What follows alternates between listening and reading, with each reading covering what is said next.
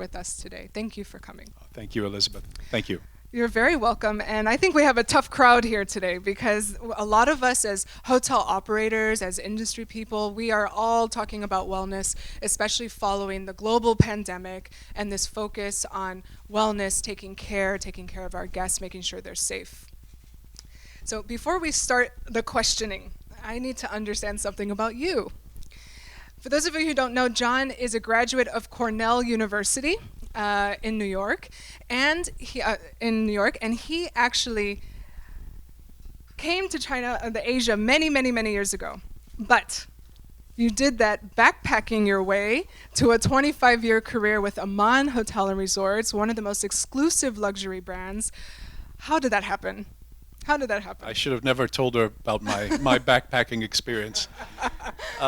So what happened? When I graduated from Cornell, I had interviewed on the way out. I had quite long hair at that time, much longer than now.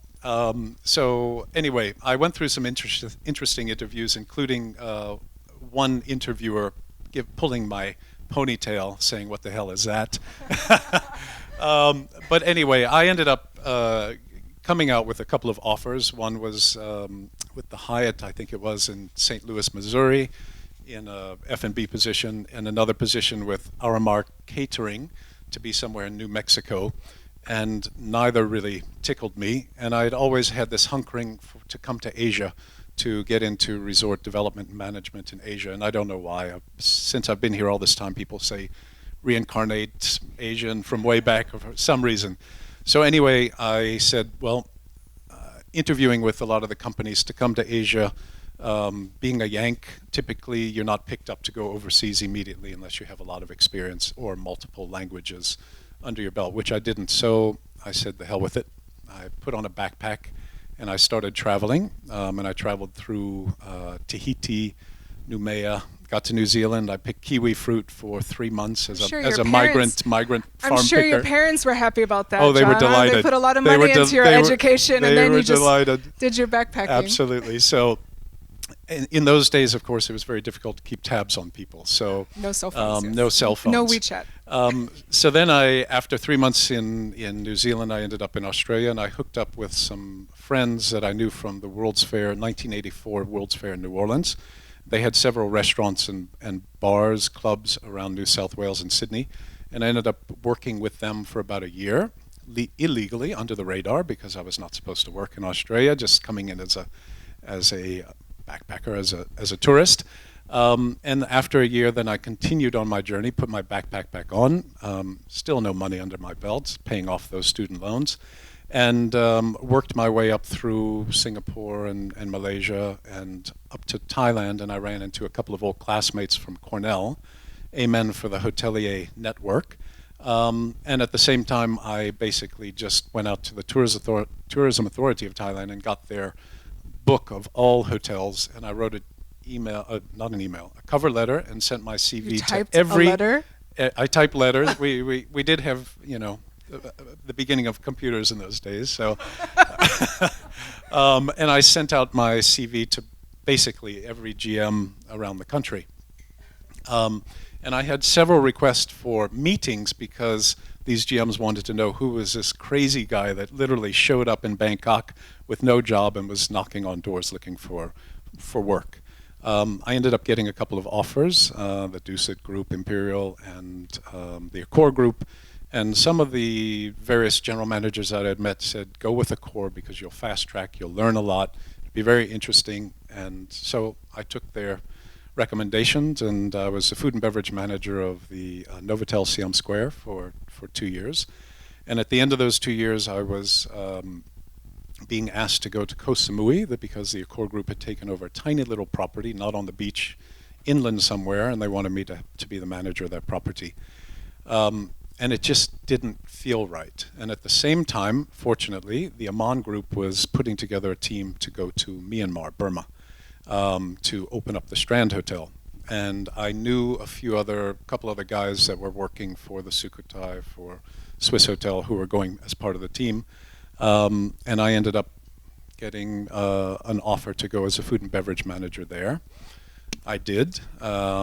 And that was the beginning of my career with 25 years with AMAN. 25 years, which brought you to Bhutan. If I'm not mistaken, this is an image from Bhutan. The Tiger's Nest, yes, Yes. in the Paro Valley, yes. And your hotel. Amankora, yes. Amankora. So for those of you who just graduated from hospitality school, not quite sure what to do, it's okay. It's okay. You'll get there. You'll get there. You'll end up there, You'll promise. end up there. You'll end up there. I think, John, so 25 years was such an iconic brand, and for many years it was quite exclusive, right? A lot of people didn't quite know about AMAN, and that was intentional to some extent. The best kept secret, yes. The best yes. kept secret. And now I'm just going to share a photo of OCTAVE, where you are now in Suzhou. Yes. So Yes. the OCTAVE Institute, I want to give you a chance to explain what is the OCTAVE Institute and what does it encompass? Okay, so the OCTAVE Institute is truly a platform to overall to raise a higher level of consciousness, not only with our guests, but in the world. That's the intention of our chairman, Fred Tsao, but to do that through a hospitality model. So we do have really different silos. One of them being the SANGHA retreat here. We have the living room, which is just down the street from us, just a block and a half, 2 blocks away. And we also have something called AMAN Institute, which is truly a training platform and development, research development on raising that level of consciousness. But here at SANGHA, the idea is we have an incredible hospitality offering complemented by a beautiful spa, very, very comprehensive spa, state of the art, as well as a full medical clinic. We've got Western, Eastern medicine both represented there, Ayurvedic, TCM. And what we achieve with guests coming in is really to work with them if they want to go to the next level, really, of understanding what issues they may have, or they don't have any issues, they just want a maintenance program, but truly looking at anybody who comes in, any issue they would like to address, and look at that on an integrative level. So really looking at what is the causes behind this. There may be multiple causes, single causes, whether it's stress, whether it's your diet, nutrition management, whether it's sleep, whether it's breathing. And so we try to look at addressing all of these, whether it's through the different programs that we offer, or just simply guests coming in, and we have what we call our 6 living habits calendar that truly address just that: breathing, sleeping, movement, thinking, awareness, and nutrition. So we integrate that into all of the programs that we do. So your founder, the CEO of this company and this project, Yes. what I hear is something that's very ambitious with regards to really creating wellness as a total experience for a guest, Yes. right? But for the average hotel, we all want to incorporate wellness programs into our operations, right? And typically those wellness programs come from corporate, just like our brand identities and things, and it gets pushed down to the property. The property has to take it on, the GM has another KPI, and then the GM is going to push it down to the director of spa, the director of rooms, and then the director of spa in most cases. And then the director of spa typically doesn't have that holistic understanding of wellness. So how do you do that? My recommendation for anyone addressing, sort of feeling that stress suddenly that's been put on them, is to go out and learn, to go out and experience yourself, is to immediately immerse yourself. I think it's very much what we all do, is to jump in. You need to jump in head first. So it's certainly taking on some spa treatments yourself. It's even perhaps ideally adopting a program for yourself, whether it's meditation or yoga, and start to sample these different modalities to give you a better understanding of what wellness is all about. And it's not just simply a massage. And then learning what is the true benefits of something as simple as a massage. What can a breathing program do for you? What can a movement program do for you? Yoga, whatever it may be. And then bringing those modalities into your own mindset as you approach and start to develop this. But at the same time, look to engage expertise, because and don't be shy. And in today's world, YouTube access, thank you very much, as we touched on, there is an incredible amount of information that's out there, so we can learn very much from what's available on the internet. Now, John, you've been a GM before. And when you look at your P&L, you're looking at the major revenue centers. That's rooms, that's F&B, it's definitely not the spa. So how is it that a GM has to learn how to prioritize that wellness component, or why should they? What is the business case for that? Well, again, I think to an extent, there's a misunderstanding there, because if you develop your spa correctly and you really flourish in terms of what you want to offer, it can become a major component of your P&L, number one, as a contributor. But number two, that program that you have there certainly will complement everything else that you're doing in the hotel. Whether it is, it's an added amenity that people are looking for, and certainly going forward will more and more look forward to, and that ability to educate guests in very subtle ways. Whether, again, it's on nutrition, it's really about educating your therapist what messaging they can give and what can they introduce the guests to, or other people in your spa, and how that can be brought into other elements of the hotel as well. And AMAN has been very famous for that uber personalized experience, that uber attentive service. And I can imagine the same. I had a chance to visit you in Suzhou at the SANGHA retreat, and to understand you had so many hotel people working there that really understood the essence of hospitality. But for OCTAVE Institute to work, you have to bring in a lot of specialists. Yes. How do you get them to have a hospitality mindset?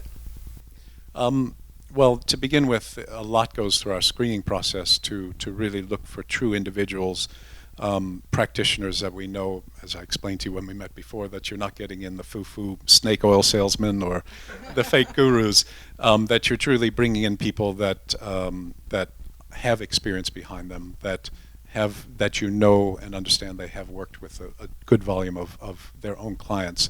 And I think by the nature of wellness, as was touched on earlier, as it relates to hospitals as well, it is what we're doing through wellness already has a strong hospitality edge to it. I mean, we are taking care of an individual. It's on one side, we're taking care of them, putting them in a bed, so to say, or delivering a beautiful meal, but this is taking it very much that step further. But what we rely on very much is one, the practitioners we have, or the doctors we have, the black book that they have, the references that they have, that we know that they're going to bring in qualified people, and then as well checking references and looking at the history of these individuals. Do you put your therapist through customer service training, front desk training, GR training? I mean, they're in contact with your hotel guest in a big way, Yes. right? You have a very tailored program for them. So how do you make sure that the service experience doesn't break down from the time that they're interfacing with the hotel, and then now going into the institute, into the wellness part? You touched on it. I mean, we do offer extensive training right across the board. So therapists are trained in food and beverage delivery, because there's always some sort of delivery of a tea or a snack or some fruit or whatever it may be before or after.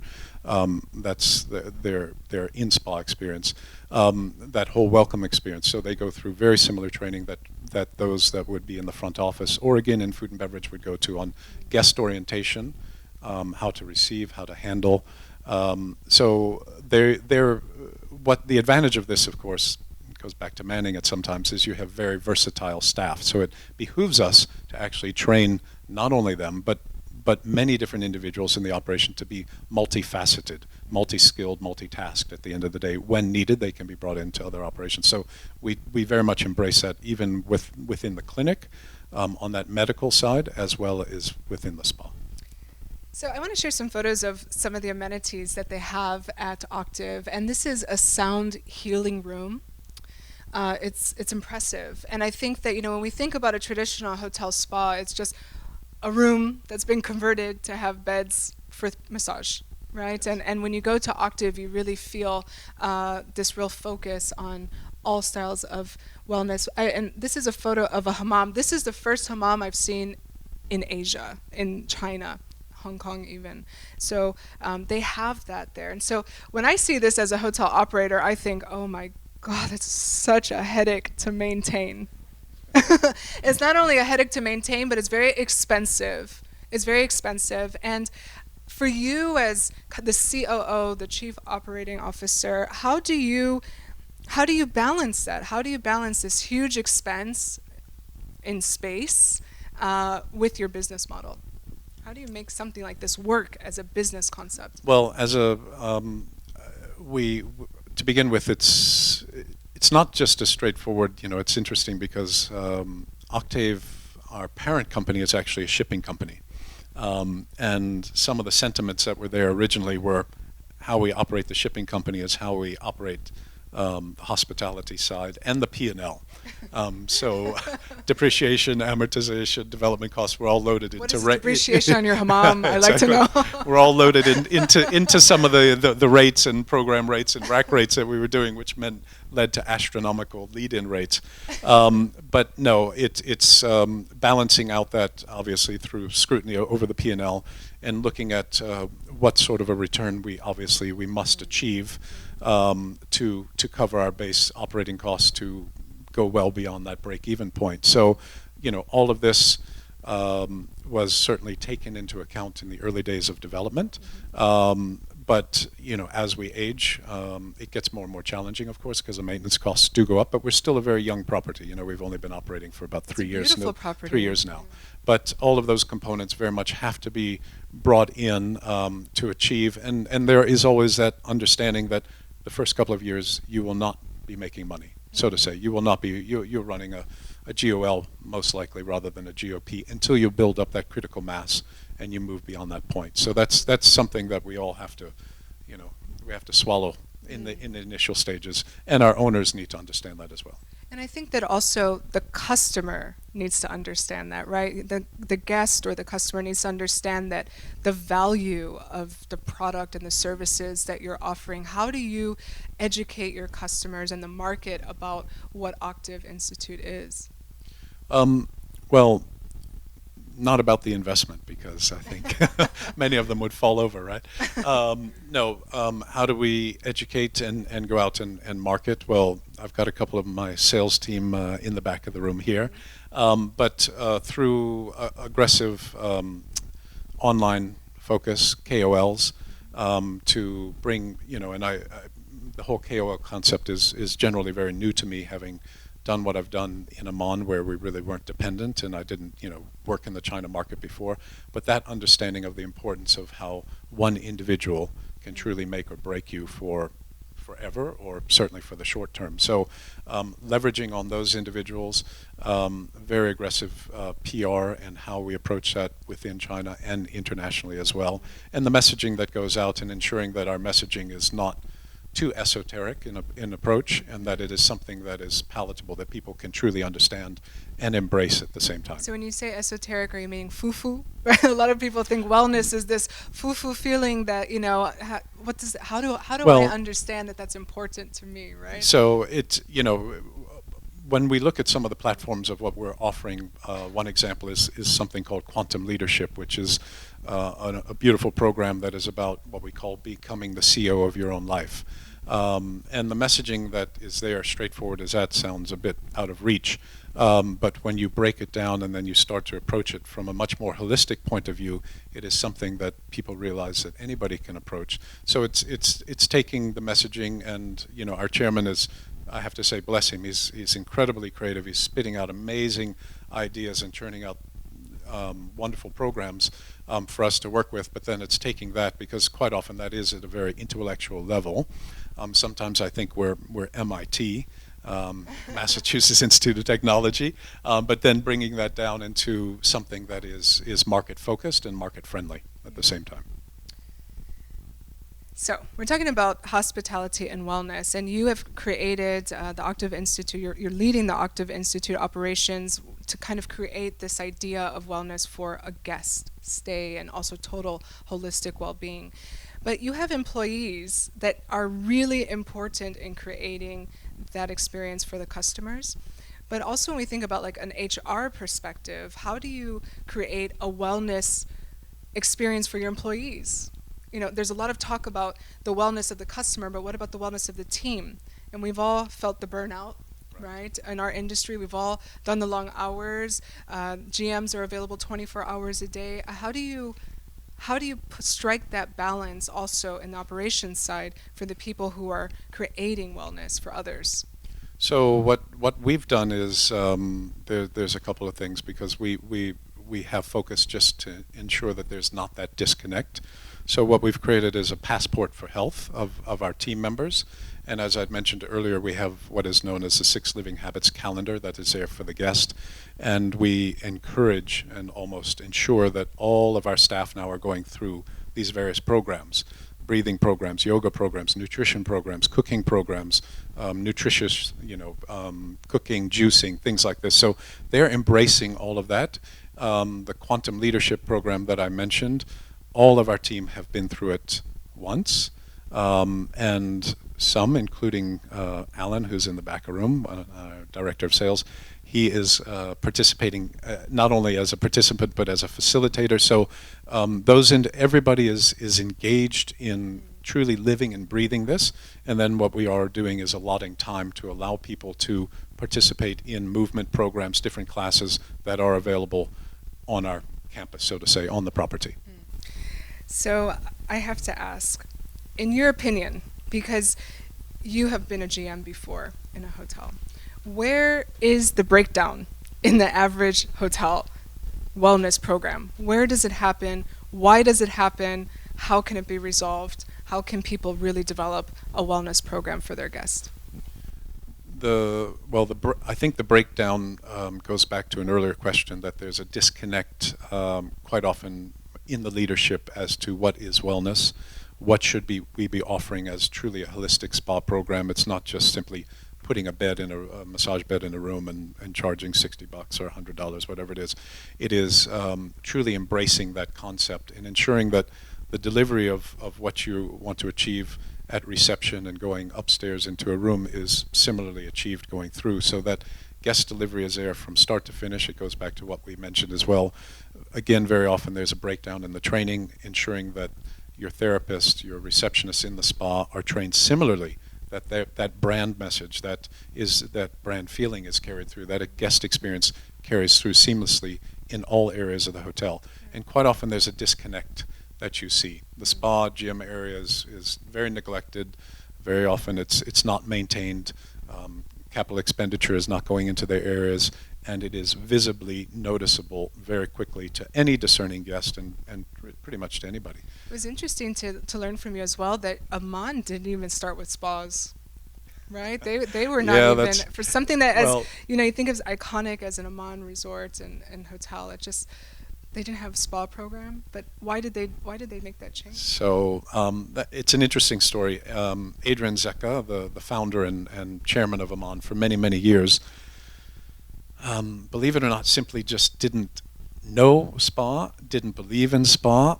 How dare somebody waste 60 minutes laying on a bed when they could be having an amazing conversation? And Adrian Zecca was known for wanting to hold court with everybody and pontificate for hours and hours. He still does, bless him, lovely man. So he just didn't believe in that model. He didn't understand the model. And in the early days, we used to say to him, "Have you ever had a massage? Who wants to waste an hour?" And finally, somewhere he went in Hong Kong, had a massage. And then a GM went out on a limb, forced the issue, built a small spa in one of our properties, and suddenly Adrian woke up to the revenue that was being generated and the interest that was there. And so suddenly we started developing spas everywhere in Amman. And as I said, it became a major contributor to the P&L, but of course it became a major contributor of an expectation of what the guests had. I'm going to Amman, I want a great spa experience while I'm there. Can we talk about the business part of spas in general? Because again, we always talk about rooms revenue, we always talk about F&B revenue, and the discussion about the spa revenue is like, they made budget or didn't make budget, right? That's really the question. So how is it that a GM could really put that focus and shift the mindset? Where would be the ways that they can start looking at opportunities to increase that revenue, increase profit, and their program overall?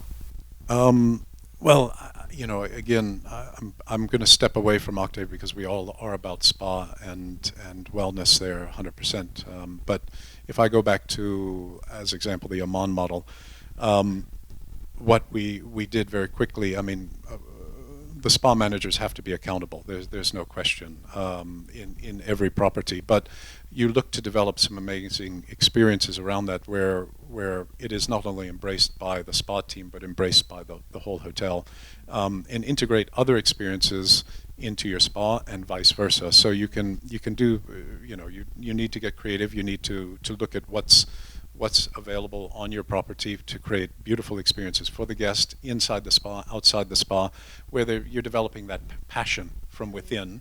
Who's developing that, the GM or the spa director? I say it's everybody. The GM truly needs to take ownership. I mean, you cannot dismiss it down the line. Just like you don't, as a GM, dismiss food and beverage or anything down the line. I mean, you're a holistic team. You need to work together. So I know that, you know, what I see in many properties is GMs are now, I want to say to an extent it's new, but very, very passionate about their spas because they do see how it complements the overall offerings. But you need to take equal ownership together with your spa manager and your spa team. So to be involved, to participate, be a guinea pig as well. The benefits that are there, but truly to embrace that and drive that and look at how you can combine programs like you see in many properties now where you're truly offering a retreat program where it is combined with a larger stay. So you came from traditional hotel operations and now you're overseeing this OCTAVE Institute. How did you equip yourself with the knowledge and the skills to embody wellness?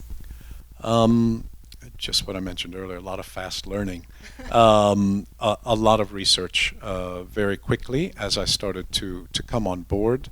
What did you research? We're curious to know. Well, you know, it doesn't take much. You look at one YouTube video, it opens itself up to several others. The algorithms, you know, are very useful to your benefit, but also reading, taking on a lot of reading of whether it's books on wellness. You know, right now I'm reading a book on Aging and Why We Don't Have to by David Sinclair. So it's embracing a lot of that information that is truly, again, at our fingertips.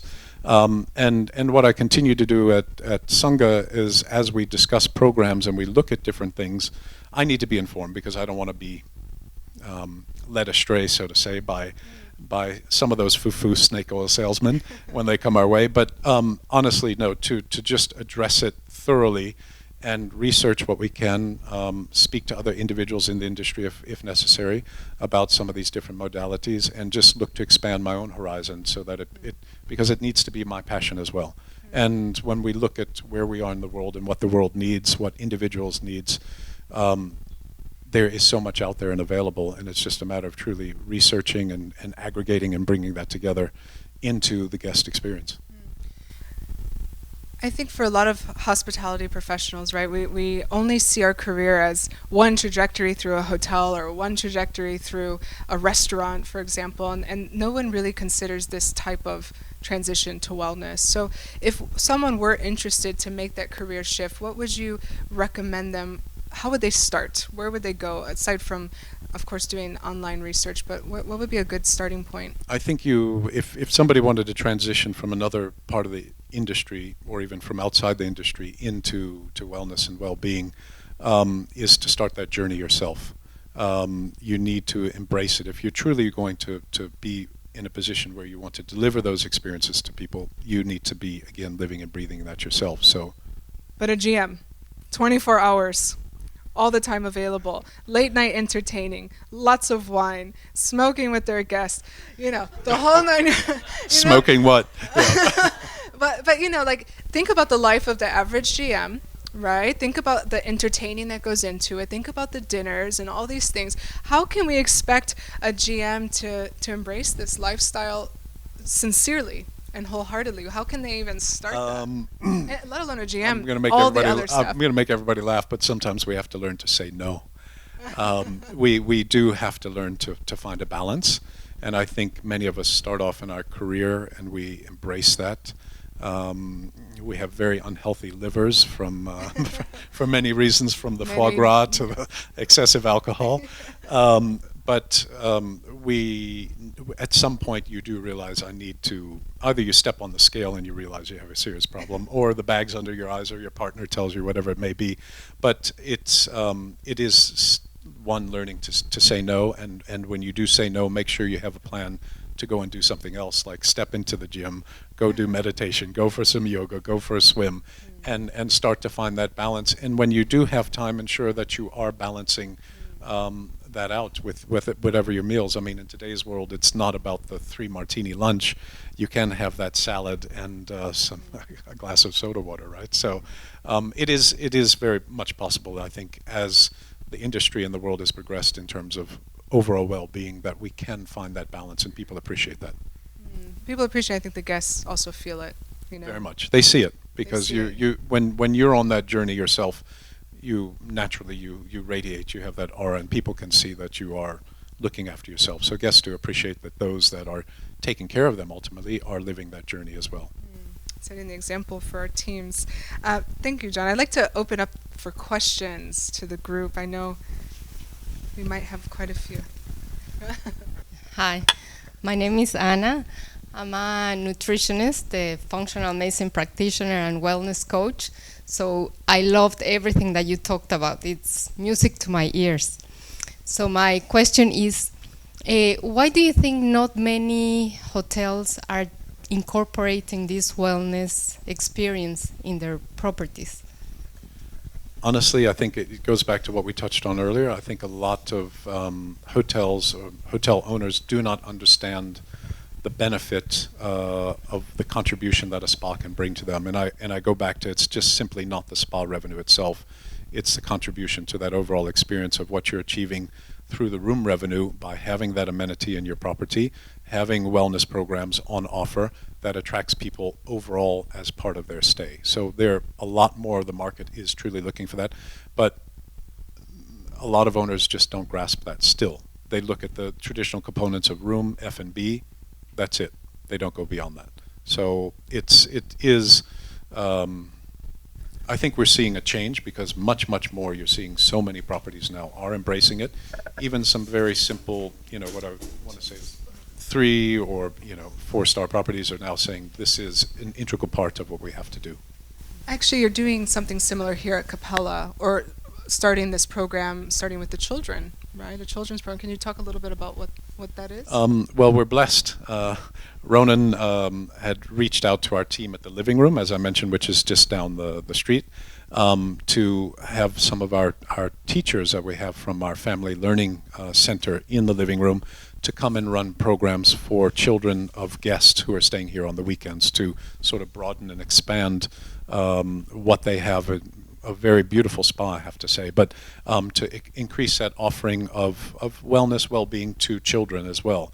So a few of our facilitators are now rotating through on the weekends and offering these great little programs for children. It's a lot of simple learning and fun programs, but at the same time they walk away enriched, and the parents are very happy. So happy guests, happy customers, clients.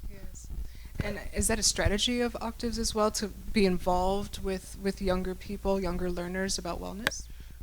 It is a strategy, and has been a strategy from very early on. We have a very strong family learning center, and that starts with children at a very young age to start. And it's not just about the children, it's about the parents with the children. So a lot of the programming that we are developing is very much about parent-child doing fun, small things together, and where the parents can also learn about better parenting, but at the same time see how their child is flourishing with those opportunities. So looks like a beautiful property, and you've come from AMAN, and you are running Octave. They're both very aspirational concepts for the luxury customer, if you will. What do you think are the key elements of wellness in your property that would attract not just the luxury customers, but anyone? So I'm trying to say, take away the beautiful hammam and the all the expensive facilities that you have. What do you think are the key elements that at the end of the day are the takeaways that change people to say, I'm in a wellness life or experience? Starting a wellness journey, truly. The key elements, it goes back to the learning side. So what we offer that's there, and you could remove almost, as you say, a lot of the hardware to a great extent. And it's a lot of the programs that we're offering, which are either group or individual counseling, like nutrition, like breathing. I go back to the movement side. So what we are trying to do is, again, it goes back to that raising that level of consciousness to give people a better understanding of what do I need to do for a better state of well-being? How can I find a better balance in my life? The benefits, and talking about the benefits of meditation, what that does within your brain, as example, talking about the gut biome. So engaging individuals, because as much as there's a lot of information out there, there's a lack of a lot of information, or awareness, I should say. So what we're trying to do is it's beyond just simply just the pampering side. It is truly about learning. So when you're going in for a treatment, there'll always be a bit of an understanding of the benefits of this treatment. Within the clinic, it's the same, looking to truly educate individuals on what is this going to do for you. What is a spinal alignment going to do for you? Not only just making your back feel better, but perhaps your gut will be performing better. Your stress levels will go down. Your breathing may be better because we've, again, adjusted something in your chest. So that whole learning side, and where that takes the individual to where they start to embrace it and say, wow, I need to continue on this. And we're seeing, people transform very, very quickly by just a few of these small little classes. And the engagement from the guest is, I think, beyond what we anticipated from the get-go. Can I ask just a quick follow-up on that one? What is the conversion ratio, in your opinion, from a non-believer to somebody that walks out the door? Maybe they had a great experience, they had a great stay at your hotel or your property, but how many people do you, in your opinion, walk in, believing nothing about all of these, and they leave saying, I've seen the light? I mean... Hang on, I think you're talking about a KPI. You're talking about a KPI. Okay, so that's a very good question. John, how do you measure the success of a program in your property? How do we measure the success? If I stay 7 days, I do the whole detox, I do all the programs, what is the KPI to say this was a successful conversion of a customer to this wellness way of life? It'll be the level of engagement post-stay. So intent to return? Or not only intent to return, are reaching out to the guest post-stay to see how they're continuing their journey and where they are on their journey, and are they truly continuing, and what can we do to help facilitate that in journey. Of course, if we see that we're cut off and they've gone back to the foie gras and everything else, we all need a balance, so nothing against those beautiful things. But yes, no, it's truly looking at the volume of repeat business that we get, as well as I say, that post-stay engagement. So I think this is where the problem happens for a lot of people. I said they can't find the value to invest in these programs because what is concrete to measure, right? So you mentioned the return back. Do you incentivize your team for upselling programs and things like this to guests? Is that something that's part of the way to show that this is of value? We don't incentivize on the upselling because it happens, I want to say almost naturally, holistically, as the guests are going through a program and they come in and they do their original the base diagnostic when they first come in on arrival, and then we start to make recommendations from there of, we can suggest this, we can suggest that, would you want to try this, and explain why they should be doing that. So, and then it continues to expand from there. As I mentioned, it's very often somebody thinks they need something, or maybe they don't, or we identify something, but that can lead to other areas that need to be addressed. And it's, again, giving the understanding without just simply making the guests feel like we're smothering them and pushing them to do everything and buy up.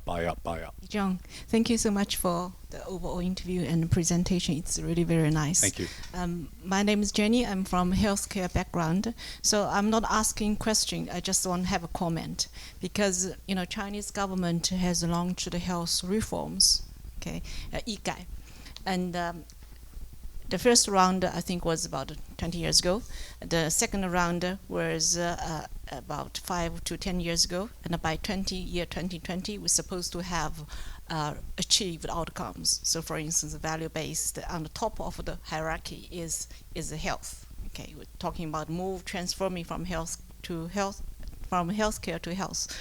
So just thinking about your wellness program, I think it does have a social impact, and not only running business, getting P&L and making money, also helping the public understand the meaning of health through the short stay in hotel.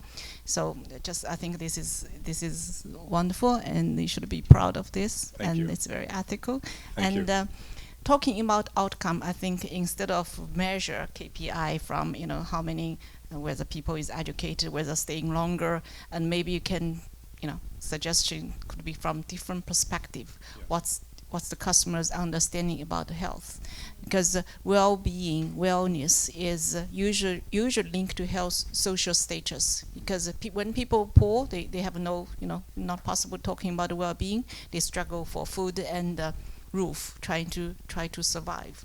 But if in like Suzhou, Shanghai, Beijing, when people get in the middle class of China is bigger and bigger, this you do have business potential and also have a social impact as well. Thank you. Thank you. I want to go back and touch on what I mentioned about what part of the programming that we're introducing on quantum leadership, about becoming a CEO of your own life. And the basis for this whole program and learning, I should say, is it ties into the Tao, it ties into Buddhism. If we reflect on like the Eightfold Path of living a life with better intention, better speech, better action, a better worldview. But part of that journey is the holistic part that goes back to truly looking after yourself.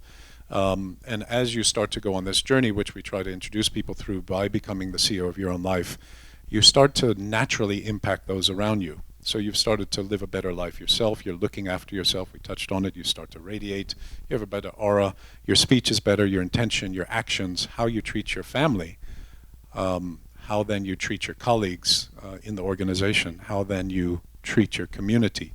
People, we look for mentors, we look for icons, or people truly stand out naturally. And we can see very often that starts from within. So when people start to get on this journey themselves, they then impact others, beautifully impact others naturally. And the ripple effect, and that's what the true core of quantum leadership is about, is the ripple effect that you can have on a global basis. And it just starts, as we know, with the individual. And it's such a beautiful skill to have as hospitality professionals, right? When we become ourselves truly better people, holistically, then we can serve others even better. Please don't ask me how much wine I drink. I probably beat you on that one.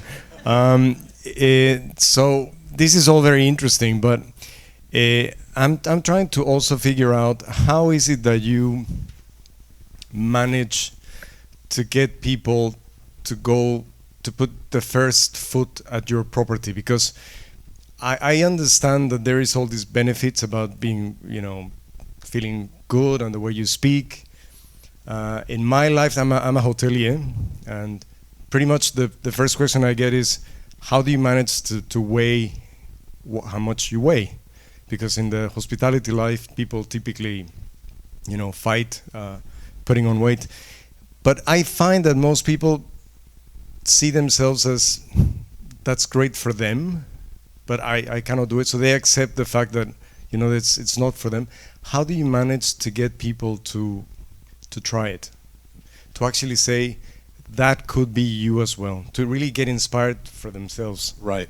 As it relates, I'll say, to SANGHA, initially there was an approach that we would offer these very broad programs, very deep programs, and what we found out very quickly, of course, is that it was much too much for the market to digest. They didn't understand. There was, again, it goes back to that sort of lack of understanding on wellness, nutrition, whatever it may be. So in the last couple of months, we've changed our approach to be much more open, so to say, to a one-night stay or a two-night stay, where guests can come in with just basically just on a straightforward stay, but with the understanding that we will offer as an additional amenity, if they would like, to take a non-invasive diagnostic test. It's not one test, it's actually several tests. We've got some very, very unique testing equipment, again, non-invasive, but things that can quickly scan all of the organs in your body, check your electromagnetic balances in your body, everything over 3-4 different treatments, and of course more that we know, like checking your visceral fat levels, and then being able to take guests to sit down with one of our doctors and say, this is what we have identified. If you would like to consider this, please, we can recommend this, this, and this treatment. And then, as I mentioned earlier, the other thing is that educational part of what we offer through our 6 Living Habits calendar. So there's a tremendous amount of learning there. So we're no longer really trying to sort of force everybody into something which they say is too much, and we're not market friendly. We've reversed that out completely, where it's a very soft landing, where we are a beautiful resort that has these amazing amenities. We are beyond that, but we want that initial approach to say, this is what we can do for you. Come out. If you don't, again, you don't want the diagnostic, you don't want to do any of that, you can just relax and enjoy the property. It's beautiful, great food and everything on offer, but just gently ease the guest in, because we found, just to your point, many people are phobic. No, I don't want to be told what's wrong with me. I don't want the, leave me alone. I don't want a needle. I certainly don't want a colonic. Leave me alone, right? So it's taking that much, much softer approach and easing people into it. We have something we call our hydrothermal circuit, which is just a combination of sauna and steam rooms around our indoor pool. And it's just an introduction to relaxing and chilling out, so to say. And from there, you can start to see people gravitate. They want to learn a little bit more. Oh, let's look at the spa menu. Oh, let's figure out what's in the clinic. Let me learn there. And they do learn a lot from these different talks that we have across the property. And from there, we see the interest starts to pick up quite quickly. So which of all these journeys is the one that picks them, that gets them? Of the F&B and the spa and the gym, which one do you think is the one that tickles most people to say, okay, this I'm getting? I think the what's been the biggest interest so far is nutrition. Simply nutrition. And the impact of good nutrition, bad nutrition. But when we do a nutrition program, we just don't talk about nutrition. We do talk about sleep, and we talk about breathing, because quite often we know we actually might have a great diet, but we're not sleeping well enough, so we're not digesting properly. Or, again, I go back to breathing. We're not breathing properly, and the impact that can have on our digestion as well. So there's so many different factors at play. And then, of course, addressing the stress factor that we all have in our lives as well.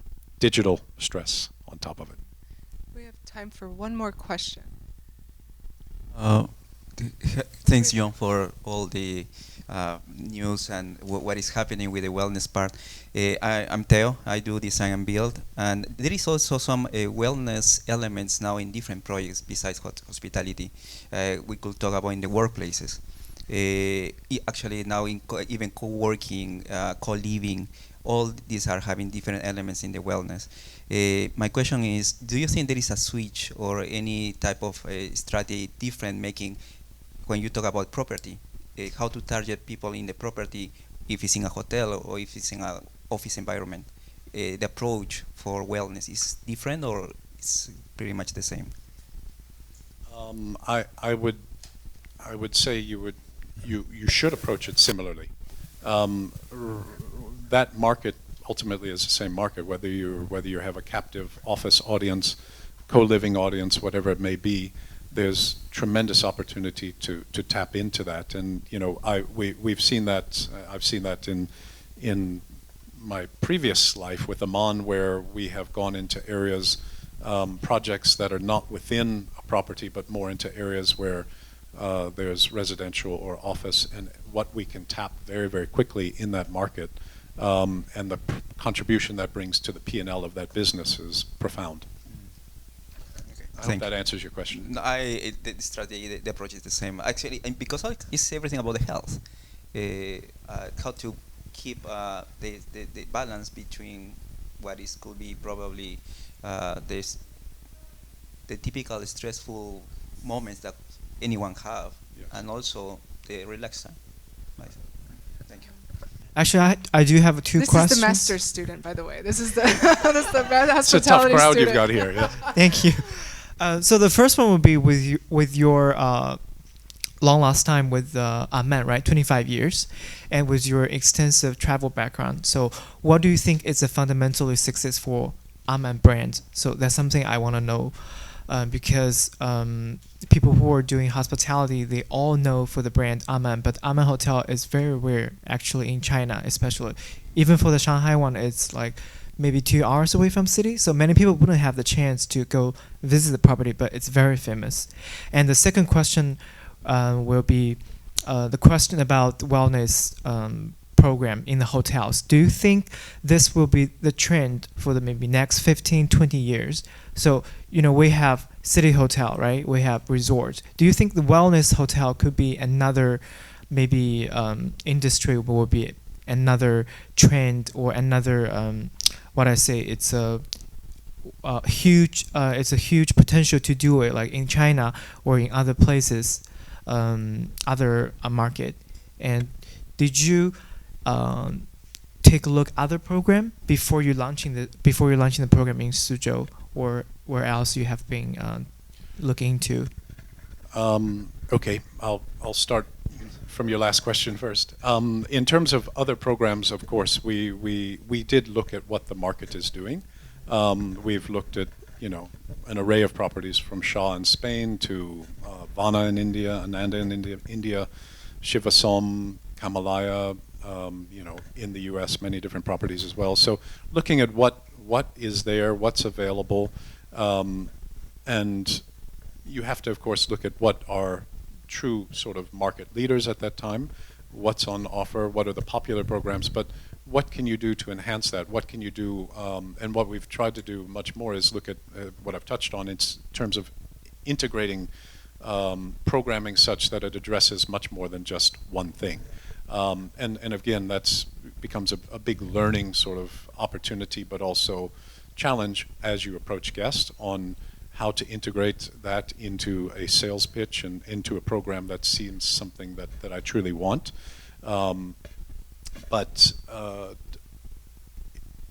it's always important to look at what the comp set is doing. You have to, right? That's an integral part of business. Your second question, yes. I mean, particularly now with COVID, but I think we were already on that trajectory. We were already seeing. We see the world and the level of awareness that is there. We know, I mean, I'm an American. I'm embarrassed to look at the level of obesity and whatnot in my country. We all know that.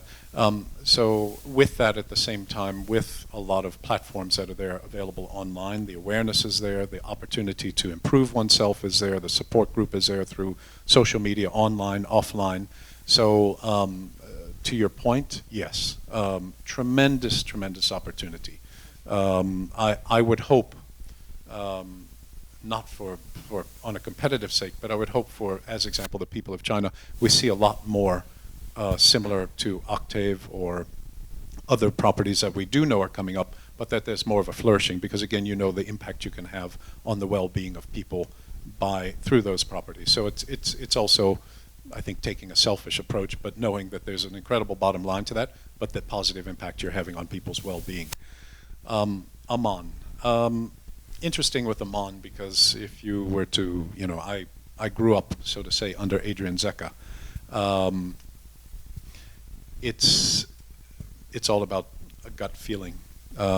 Adrian was incredible at just going to the remotest parts of the world and turning down 99 out of 100 properties or propositions, but getting that one feeling in his gut that this really worked. And quite often it didn't make sense logistically. It didn't make sense in terms of how you're going to run that, how you're going to get the guests there, but we would build and they would come, so to say. That's sort of being blunt, but truly we looked at incredible destinations where we can create fascinating guest experiences, where you can bring the culture into the property and truly, you know, to go to that expression of getting the culture under the skin of the guest and the skin under the culture, you know, into the culture as well. So, you know, it's a complete, you're looking at it again from a holistic point of view of approaching it from not so much how we can run it, because that was for us to figure it out. It was truly that guest experience and how we're going to build around that. And then we got the honor of figuring it out thereafter. So amazing, you know, Adrian just had the knack of going in, dunk, dunk, dunk, and some of it to us never made sense, but they worked very well. So you're saying that if the hotel builds the amazing wellness program, just build it and they will come. I think, well, it goes back to location, location, location. Always about location. Yeah. But I think, you know, when we even talk about a city property, Yeah. you know, example is here, what Ronan has, you can create an amazing wellness experience within your property that becomes a major draw and a major draw component of the property itself. Great. Thank you so much. Thank John. you. Thank you for the inspiration you've given us for our wellness program. Thank you. Thank you, Elizabeth.